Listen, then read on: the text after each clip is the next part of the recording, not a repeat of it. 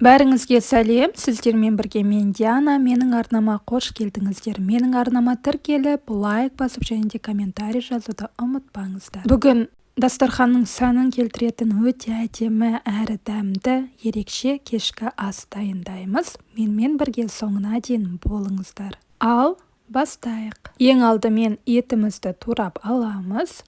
Мен бұл жерде ешкінің етін пайдаландым. Сіздер кез келген етті пайдалансаңыздар болады. Тауық етімен де, сиыр етімен де барлығымен әдемі әрі дәмді болып шығады. Осылай орташа етіп, кубик етіп турап алдым.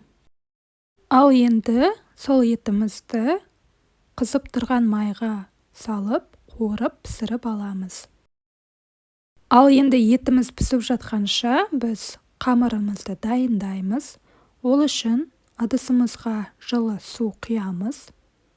Оның үстінен бір қасықтай тұз, және де бір қасықтай ашытқы, және де бір қасықтай қант салып араластырамыз. Және де 2 қасықтай сұйық май құямыз.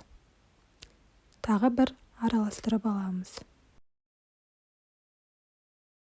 Ал енді жеке ыдысқа алдын ала електен өткізілген ұнымызға жаңағы дайындаған суымызды құйып, орташа қаттылықта қамыр илейміз. Кейін столымыздың үстіне ұн сеуіп, қамырымызды тағы да 2-3 рет басып аламыз. Бізде қолға жабыспайтын қамыр шығуы керек. Көріп тұрғандарыңыздай, қатты жұмсақ емес, сәл қаттылау болуы керек.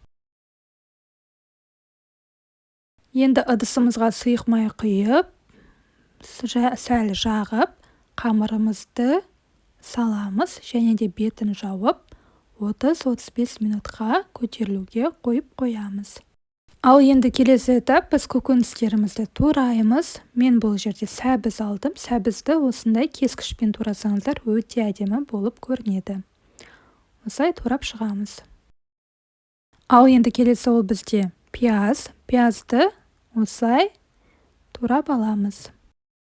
Және де картопты да ұзынша етіп, осы кескішпен турап шықтым. Сонда көргендеріңізде өте әдемі болып тұрады. Бұндай кескіш болмаса, жай пышақпен де турай берсеңіздер болады. Ал енді біздің 30 минутта уақытымыз өтті. Енді қамырымызды жая бастаймыз. Ең алдымен стөліміздің үстіне ұн сеуіп, қамырымызды қойып, оны 2-3 бөлікке бөліп аламыз. Енді әр бөлігін домалатып алып, ұн сеуіп, қатты жұқа етпей жайып аламыз оқтаудың көмегімен.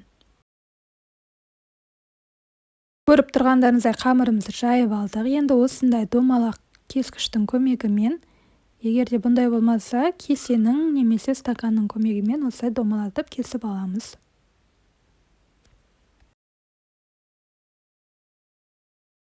Артық қамырын алып тастаймыз және де осыдан 4 бөлігін алып қаламыз және де роза гүлін жасаймыз. Ең бірінші осы 4-еуін бір-біріне қолдың көмегімен жабыстырып аламыз.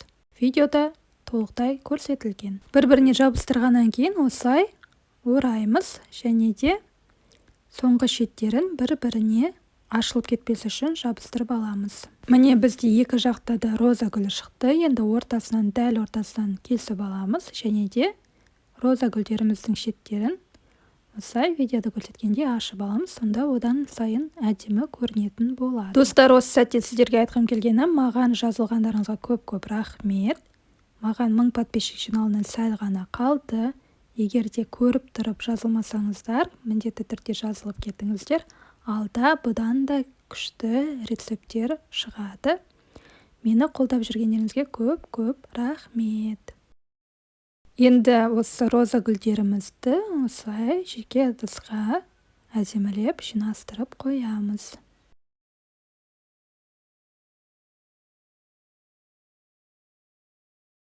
Ал енді етімізді пісіріп болғаннан кейін, оның үстіне көкөністерімізді саламыз. Ең алдымен пиязымызды салып, бір араластырып аламыз.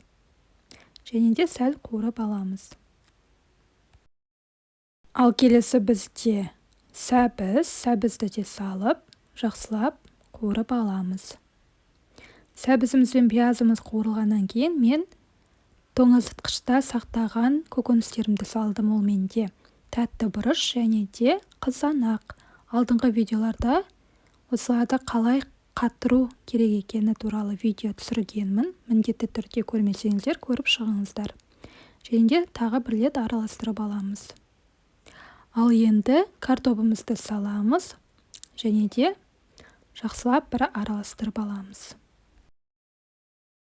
Ал енді картобымызды сәл пісіргеннен кейін үстіне ыстық қайнаған суды құямыз және де дәміне қарай дәмдеуіштер саламыз. Мен тұз, бұрыш және де приправалар қостым. Сіздер қандай дәмдеуіштер ұнатасыздар, соны қоссаңыздар болады.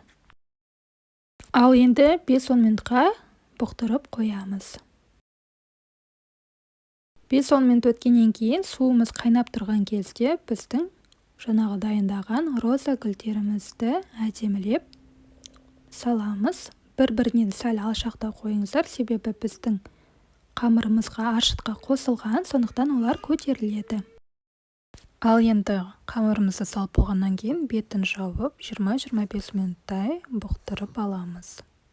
Міне біздің тамағымыз пісті. Көріп тұрғандарыңыздай біздің қамырымыз көтерілген ашытқы қосқандықтан. Енді осыны дастарханның үстіне әдемілеп тұрып саламыз.